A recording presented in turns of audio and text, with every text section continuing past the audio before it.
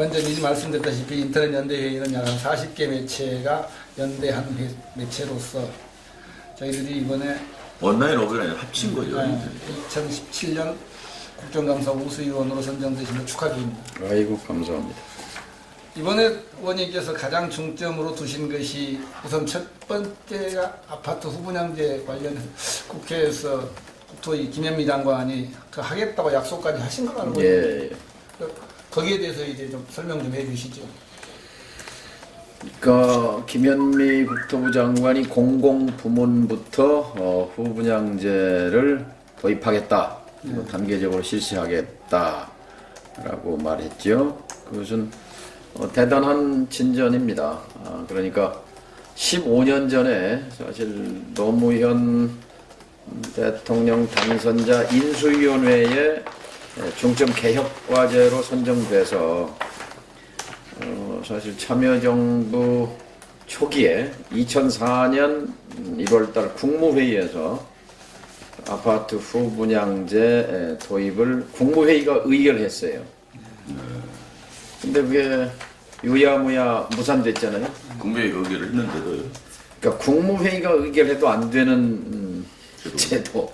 그만큼 거기에 대한 저항, 반대 세력이 간단치 않다는 거지요.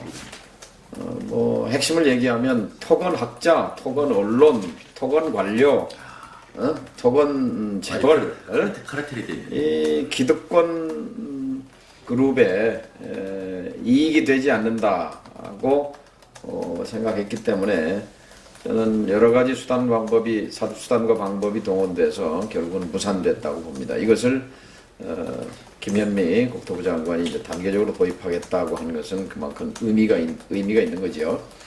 근데 이 후분양 제도가 뭐냐? 그냥 아파트를 선분양하느냐, 후분양하느냐 하는 분양의 제도를 바꾸는 것을 넘어서서 이것은 비정상을 정상화하는 거예요.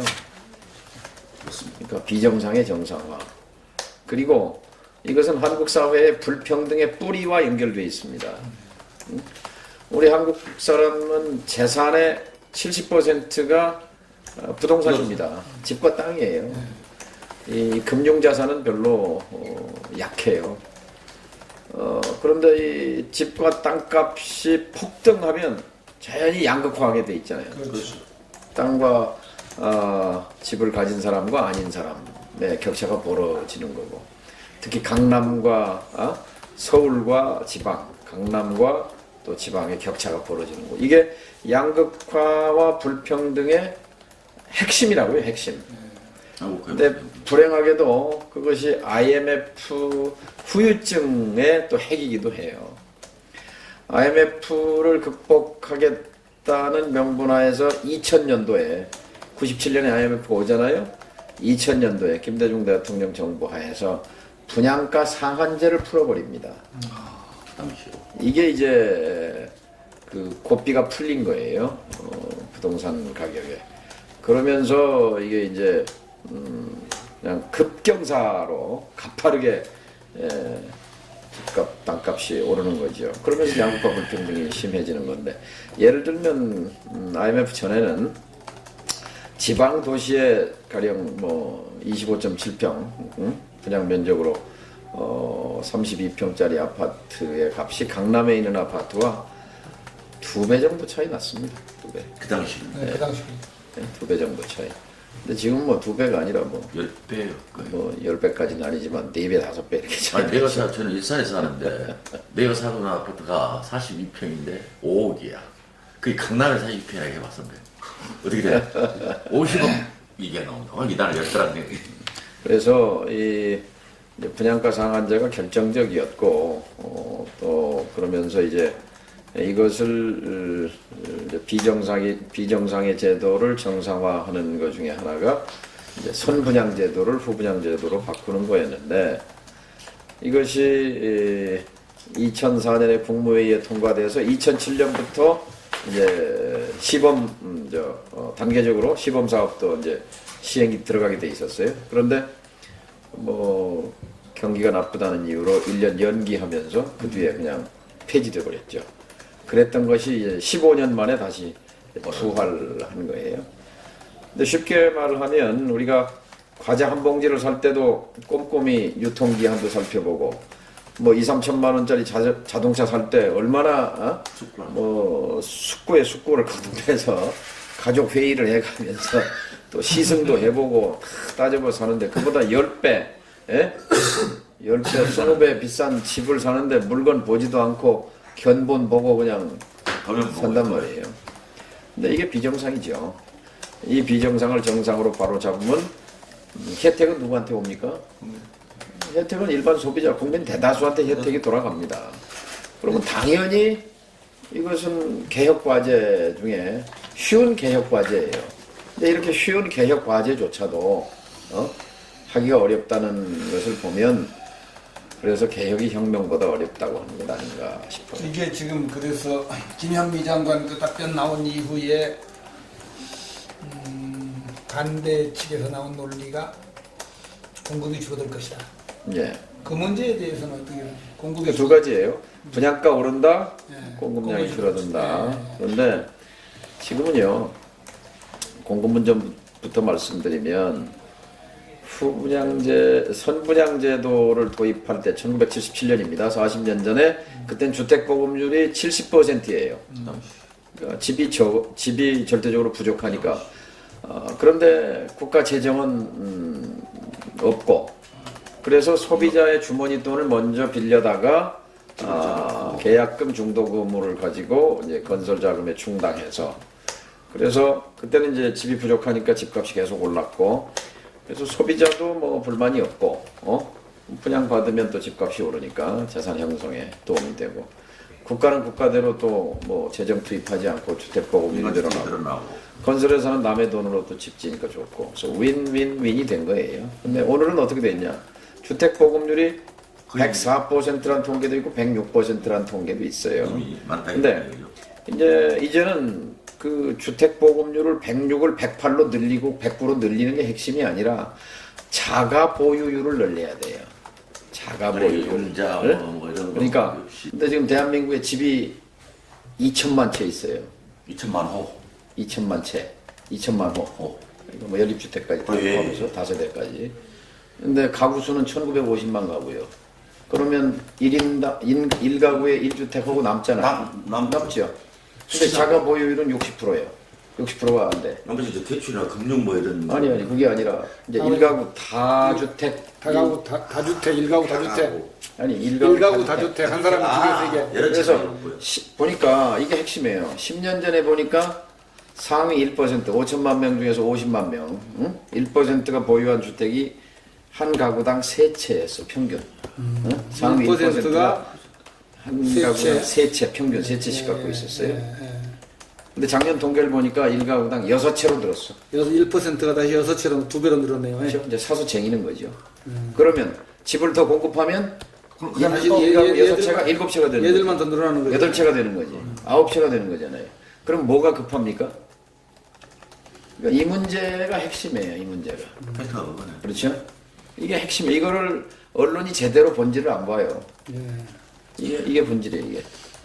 그래서 그런데 자가 보유율이 늘어나지 않는 거는 뭐냐? 집값이 천정부지로 뛰기 때문에 따라갈 수가 없어. 그렇지. 소득이 늘어나는 것보다 무주택자가 살 수 있는 기회가 줄어든다 이거죠. 소득이 늘어나는 것보다 집값이 더 빨리 올라가잖아요.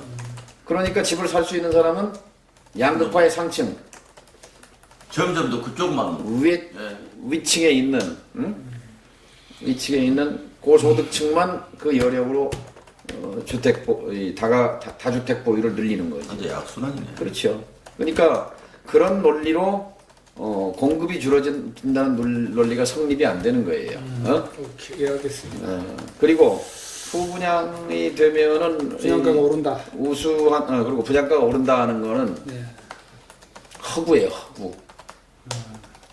얼마나 이 기득권 카르텔이 강고하냐면 김현미 장관이 공공부문부터 후분양제를 도입한다고 발표하니까 며칠 안 있어서 한 3, 4일 만에 턱 신문 인터넷에 뭐로 도매가 됐냐면 후분양제 되면 분양가가 7% 오른다. 이렇게. 그거 한국경에서 봤습니다. 딱 기사가 깔렸어요. 그래서 그게 주택 도시 보증이라는 회사, 공기관이 있어요. 있어요. 공공기관 도시보증, 주택 도시보증.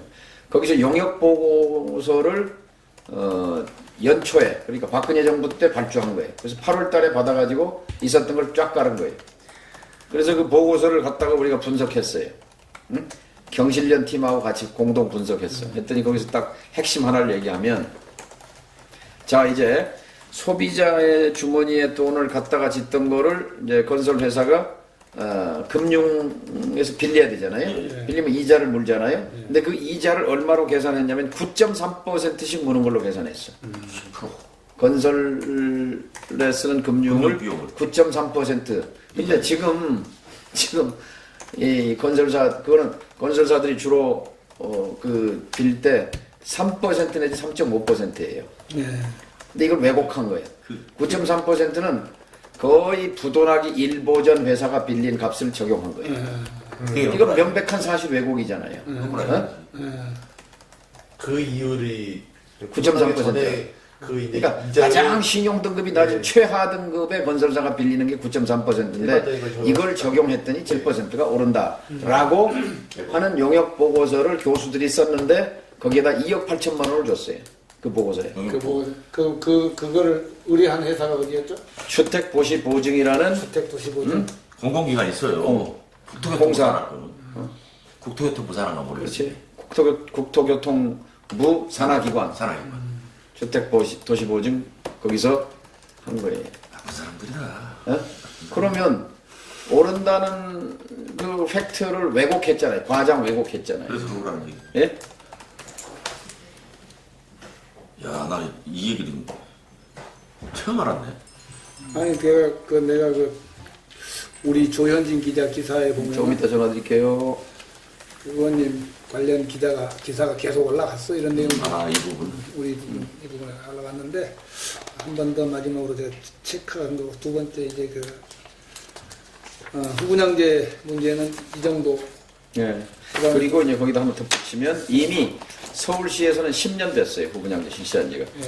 서울시는요. 그러니까 그런 점에서 부동산 정책에 관해서는 오세훈 시장이 가장 개혁적입니다. 그렇습니까? 부동산 정책에 관해서만 서울시 SH공사에서 SH공사가 10년 전부터 분양 원가 공개 61개 항목을 공개를 시작했고 10년 전부터 아파트 건설 80% 건설 공정에서 후분양을 실시했고 이것을 안타깝게도 박원순 시장이 들어와서 분양 원가 공개 항목을 12개로 축소해버렸고 61개에서 12개로 그 다음에 후분양을 80% 공정에서 후분양하던 것을 60%로 축소했고 이게 박원순 시장을 둘러싼 관료들의 폐해입니다. 폐해. 그러니까 시민의 이익을 우선하는 게 아니라 개발들의 이 이거는 SH공사는 시민들의 이익을 위해서 하는 거잖아요. 근데 중앙정부에다 비율을 중앙정부에 그걸 맞춘 거죠. 이명박 박근혜 정부.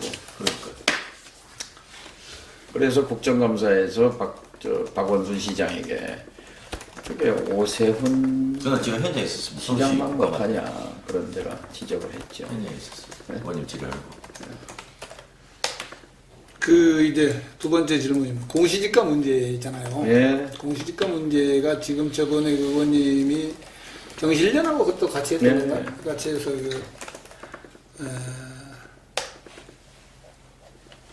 고급 주택과 저급 주택의 강북구하고 비교했던가요? 자료표 좀 자료표. 보소. 비교했던가요?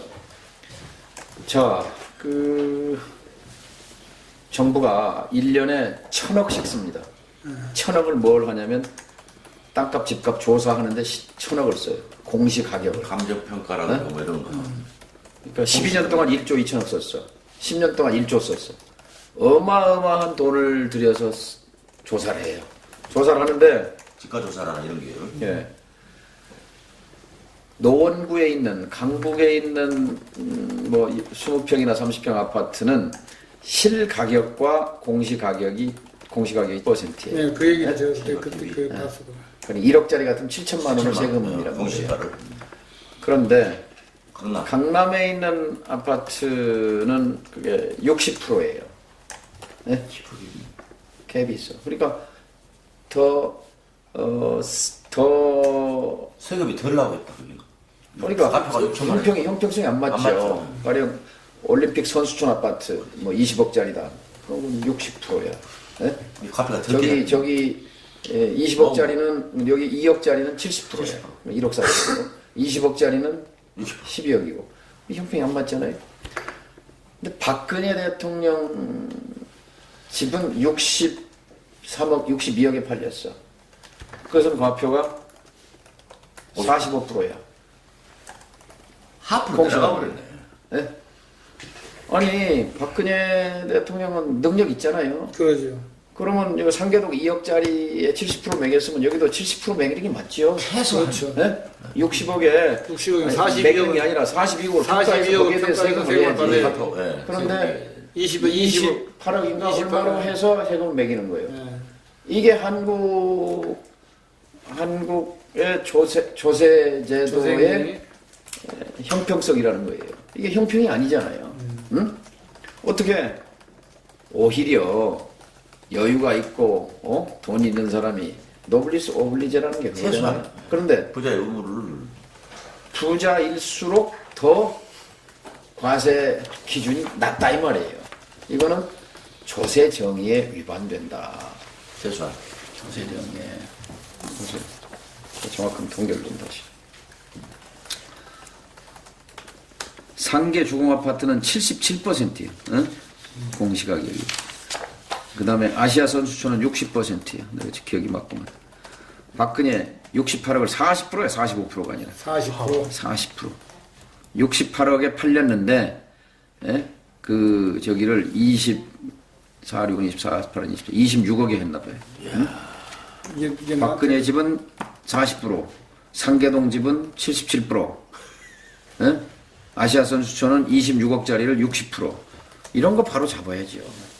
그러죠? 공시가격. 이거를 지금 작년 국감, 올해 국감 계속 지적하는 거예요. 네? 국토부 대표는 어떤가요? 시정합니다. 시정하겠다는 거예요. 시정이 안 돼. 그런데 이거 조사하는데 얼마 든다 그랬어요? 여기 1조인가 보시면 아니 1년에 1,000억씩 든다니까. 그러니까 1년에 1,000억씩 줘가지고 조사해가지고 이렇게 1조라는 돈이 그러니까- 엄청 큰 돈이에요. 그러니까 개혁이라는 걸 말로 하지 말고 이런 거를 하는 게 개혁 아닙니까? 그렇습니다. 이게 민생 개혁이죠. 어? 그럼 여기서 세금이 더 거칠 거잖아요. 최소한 예. 그러죠? 담배세 2,500원씩 더 걷어가지고 그것도 공사장에 건설 공사장에서 일하는 일용직 노동자들 또 아니면 뭐 자영업 하는 분들 속상하고 그러니까 담배 피워서 2,500원씩 해서 8조를 걷었잖아요. 8조. 2,500원 상승된 그 가격이 그렇지. 8조. 추가된 부분이 8조. 8조. 추가. 그런데 9억 이상 고가주택 사시는 분들 그 종합부동산세 그게 1조 5천억이에요. 담배세 2,500원 올려가지고 8조 8조 걷고 건데 여기는 1조 5천억인데 그죠? 그것도 정의로운 국가가 아니네. 정의로운 국가가 아닌 것에 대해서는 우리가 이미 익히 알고 있고 그러니까 개혁은 뭐냐? 이런 평범한 비정상을 정상화하는 거, 평범한 사실 왜곡을 바로잡는 것. 이게 정상 국가화죠. 정신이 버뜩나 버리네. 네? 정신이 번쩍 나지요. 그러니까 이 국장은 내가 맹세히 언론일을 하면서 언론인이 이 이런 걸 언론이 파고들고 예, 정치권이 예. 정치권이 그렇죠, 파고들고 그렇죠. 예. 해서 바로 잡아가야죠. 그런데 소속 국감 주력했던 사안은 두 가지는 질문을 끝났고 국정감사 이번 하고 나서 의원님 개인 평가는 어떻습니까? 의원님 스스로 개인 평가. 상임위가 국토교통이거든. 네, 국토교통. 제가 웬만한 데를 다 가봤어. 인천시 국감할 때도 가보고 서울시 할 때도 가보고 LH라고 그럽니까 지금은? 어디? 그렇지 LH 옛날 토지주택공사. 그 인천 가보셨다니까 예. 하나 얘기하면 인천시청 국감을 갔는데 7, 800명 서민들이 와서 그냥 절규를 하는 거예요. 했었어요. 앞에 다른 시청 입구에서. 절규를 해요. 그래서 국감 점심 정회 시간에 가서 만났어요. 그 앞에 가서 이제 듣고 뭐 설명도 하고. 거기 같으면 국민의당이 집권하겠더만. 응? 말하자면 아무도 안 왔는데 국민의당 의원 나하고 최경환 의원이 가서 들었으니까. 근데 그게 이제 인천이 뉴스데이를 뭐를 부쉈어요. 전국에 25개인가 중에 14군데를 인천에다가 뉴스데이를 했어요. 그러니까 절반 이상을 인천에다가 한 거예요. 그리고 뉴스데이 첫 개막 테이프를 박근혜 대통령이 유정복 시장과 함께 했다고요. 그런데 그 뉴스데이로 지정된 지역뿐만이 아니라 하여튼 그 인천의 재개발 지역으로 지정된 그 주민들이 몰려와서 절규하는 건 뭐냐면 20평짜리 빌라를 빌라를 8천만 원, 7천만 원, 7천만 원 보상하고 나가라. 그래서 나와서 그 옆 동네 가서 빌라를 가보려니까 그건 1억 5천만 원 줘야. 더블입니다. 네? 그러니까 그 집에 그냥 살면 1억 5천만 원 가치가 있는 20평짜리 빌라에 그냥 열심히 살면 되는데 7천만 원 받고 쫓겨나서 갈 데가 없단 말이에요. 뉴스데이 한다고. 그러면 그분들은 당연히 저항하게 돼 있죠. 그렇죠. 그렇잖아요.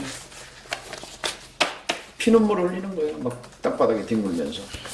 근데 그때 유정복 시장 목민관인데, 광역시장인데 이 사람이 뭐라고 그랬느냐? 빛이 있으면 그림자도 있게 마련이다. 이렇게 말했어. 그 주민들이 이제 면담 신청하니까 안 받아주고, 그 이제 어디 행사장에 왔다니까 쫓아가서 막 만난 것도 아니지. 예? 어디 동사무소나 구청에 왔는데 이제 찾아가니까 몰려가니까 남긴 말이 빛이 있으면 그림자도 있는 것이다. 멋있는 말이네. 예? 그래서 내가 당신이 한 말 맞냐고 물었지 국정감사에서. 그랬더니 뭐 회피하더라고요. 응? 이거는 시장의 자세가 아니다. 왜 안 맞느냐? 왜 안 만나느냐? 자기가 바빠서 만날 새가 없다는 거예요. 그래서 이 토지정책, 주택정책 이것이 말로만 서민 주거 안정, 서민을 위해서 국가가 역할을 한다고 그러지만 지방자치단체도 그렇고 국가도 그렇고 결국은 서민을 울리는 그래서 작년 국감 때 계속 국토부를 국토재벌부를 벗어나라. 국토 서민부로 거듭나라. 이렇게 질타를 하곤 했는데 정말 이 국토교통부를 이렇게 곳곳을 찔러보면 공공성이 많이 줄어들었어요. 공공성이. 왜냐하면 국토교통부라는 것이 말하는 것처럼 우리 국민들이 실생활 필수제를 관장하거든요. 길, 도로, 철도, 항만, 공항, 길, 그다음에 집, 주택, 뭐 땅, 토지, 그다음에 물, 수자원. 한 글자로 된 게 되게 귀중한 거예요. 길, 집, 땅, 물. 이 통일부 장관은 그 통일부 직원이 500명이요. 국토부 장관은 산하기관까지 이렇게 해서 10만 명이야. 10만 명. 10만 명. 이야, 10만 같은 부처 장관이라 이거. 500명 대 10만 명이면 몇 배요? 차원이야. 200배인가? 오늘 의원님 그 인터뷰 제목은 야마가 여기서 나오네요. 국토재벌부는 국토서민부로 바꿔야 되겠네요. 그렇지. 재벌부로. 그렇지. 그래서 국토재벌부를 서민부로 바꾸려면 공공성을 회복해야 돼요. 공정성을 길에 관한 정책, 도로, 철도. 예를 들면 도로 민영화, 도로 민자도로 건설하고 민영화하고 뭐 하는 거에서 이거는 공공의 책임, 공공성. 집 마찬가지지. 집 주택이잖아요. 예. 주택인데 이 서민주택 마련을 위해서 만든 게 주택공사잖아요. 그렇죠. 그게 LH공사지 않습니까? 예. 근데 LH공사에 대해서 집 짓지 마라. 재벌 건설사들한테 남겨줘라. 이것이 이명박 박근혜 정부의 철학이에요. 그래서 과거에 LH공사가 10만 채 이상씩 10만 채씩 졌어요. 집을 예. 1년에. 그러다가 주택공사라고 이명박 정부 때 6만 채로 줄었어요. 6만 채. 지난 10년 동안 6만 채. 박근혜 정부 와가지고 이게 6천 채로 줄었어요. 그렇습니다. 6천 채. 10만 채 짓은 거를 박근혜 4년 동안 6천 채밖에 못 짓지 말고 주어라. 인간이 땅을 팔아라. 아니 그 재벌 건설사들 그렇게 주라고 그러죠. 네. 주어라. 그래서 당신들은 그 역할을 될 수 있으면 줄여라. 공공성을 줄이라는 거지. 그럼 그래서 그 공공기관이 있어야 할 이유가 없잖아. 전제 이유가. 그렇지. 그래서 주택공사 기능을 제대로 회복해라 하는 게 내가 공공성. 주문한 거예요. 공공성. 길, 집, 땅, 물 마찬가지예요. 철도도 민영화하려고 그랬잖아요. MB 때 부딪혔잖아요. 그럼요. 자, 그 민영화의 극치가 하나 있어요. 인천공항이에요. 인천공항을 이명박 대통령이 3번에 걸쳐 팔아먹으려고 그랬어요. 3번 시도했어요. 지분 매각에 관해서 이거를 법 개정안을 내고 해서 3번 2000 9년, 10년, 12년에서 3차례에 걸쳐서 시도를 했는데 3번 시도했는데 인천공항을 3조 6천억으로 장부 가격이 돼 있어요. 근데 제가 이제 여기 국감에서 땅값이 2조 8천억, 건물값이 8천억 해서 3조 6천억을 그 맥커리에다가 팔아먹으려고 그랬어요. 호주. 거기에 뭐 또 얽혀 있는 게 있잖아요. 주가 얽혀 있어요. 그 외국 자본에다가 이걸 남기려고 그랬는데 그 이상득이 아들 인천공항이 1,700만 평이요. 그 평당 1,700만 평인데 이걸 얼마에 샀냐면 17만 원씩 샀어요. 그래서 이게 2조 8천억이야. 땅값이. 장부에 2조 8천억으로 잡혀 있어. 그런데 부동산 뱅크라고 있어요. 부동산 뱅크의 최저가가 그 영종도 일대 최저가가 340만 원이야. 평당. 최저가가 7만 원, 340만 원. 딱 20배지. 딱 20배. 그다음에 최고가는 2천만 원까지 가요. 2천만 원까지. 2천만 원. 그러면 최저가를 적용하면 이게 56조예요. 56조를 3조 이상에 팔아먹으려고 제정신이 대도야, 대도. 맥커리에다가 그 이상득이 아들이 그래서 제가 국정감사에서 이거 장부 가격을 다시 조정해라. 공시가격으로라도 조정해라. 최소한. 해야지. 실거래 가격이 20년 전에 1,017만 원에 산 걸 그대로 장부 가격 2조 8천억을 하고 1,700만 평을 그래서 이걸 3번 팔아먹으려고 했냐. 땅값만 해도 최저가 정도 56조인데. 복마전이요, 복마전 국가가. 국민의당 문제 앞으로 어떻게 하실 계획이십니까? 국민의당은 지켜야죠. 지켜야 지켜야. 당 전속. 그러니까 지키는데 지금 그 계속 하겠다 그러면 어떻게 합니까? 통합. 그러니까 적폐 통합은 안 된다. 적폐 통합은 안 된다. 신삼당 합당은 안 된다. 신삼당 합당은 안 된다. 다당제를 지켜야 된다. 다당제 정신은 살리는데 다당제를 지켜야 된다. 지금 신삼당 합당으로 가는 거 아니에요. 이거는 이제 YS의 길인데 유승민이가 YS 길을 간다는 겁니까? 뭡니까? 안철수가 간다는 겁니까? 이 사람들은 하여튼 뭐 정우택, 유승민 다 3당 합당을 얘기하잖아요. 그렇지. 오늘 남경필도 똑같은 얘기를 했지 않습니까? 3당 합당 얘기죠. 뭐 보수 통합이 먼저고 중도는 그 다음에 하자. 같은 맥락의 얘기지. 같은 맥락인데 그래서 안 대표가 계속 그 길을 가겠다고 그러면 어떻게 하겠냐 이 말이죠. 쪼개지는 거지. 당을 쪼갤 수 계속 없는- 가겠다는 거는 이제 당을 제발 좀 쪼개주라 뭐 이런 얘기거든요. 그것은 본인도 가서는 안 될 길이고 왜냐면 정치는 신념으로 해야 되잖아요. 같이 신념으로 해야지 가치나 신념이 뭐 밥 먹여주느냐 이런 태도로 선거 승리 지상주의 어쨌든 바른정당하고 합쳐가지고 뭐 선거를 해보겠다. 선거 공학 아니야? 그렇죠. 정치공학의 길, 그건 길을 잘못 접어들었어요. 그래서 지금이라도 회분해야죠. 원래 안철수가 내걸었던 새정치의 깃발을 다시 걸어라. 그리고 다당제의 길을 뚜벅뚜벅 하라. 그것이 이게 쉬울 것 같습니까? 생각을 바꿔야죠. 바꿔야지. 안철수 대표 생각을 바꿀 사람이 누가 있을까? 그 그래서 민주개혁평화연대가 생각을 바꾸게 하기 위해서 평화개혁연대를 지금 준비하고 있죠. 그걸 계속 하실 계획입니다. 평화개혁연대는 당을 지키자. 예. 다당제를 지키자. 3당 합당은 안 된다. 적폐연합은 안 된다. 그런 거죠. 핵심적으로 개혁연대 의원님 만약에 하게 되면 교섭단체가 가능한가요? 가능하리라고 생각합니다. 가능합니까? 얼른 계산해 보니까 호남 23명인데 다음 그 23명 비례대표는 못 나오잖아요. 아직 뭐 갈라지는 얘기를 할 때는 아직 아니고 지금은 이제 당이 깨지지 않게 하기 위해서 노력하는 단계죠. 그래서 근데 지금 의원 중에 40명 중에 한 30여 명은 이미 자기 입장을 명백하게 밝혔고, 비례까지 합쳐서요? 예, 그래서 지금 한 7-8명만 양비론적 또 중립적 태도를 취하고 있는 건데, 통합 논자가 10서너 명 되고요.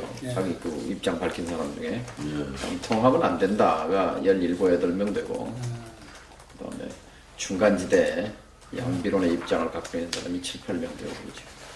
40명 중에. 오늘 아침에 남경필 도지사가 보수 통합이 먼저다. 예. 그리고 중도 통합은 나중이다.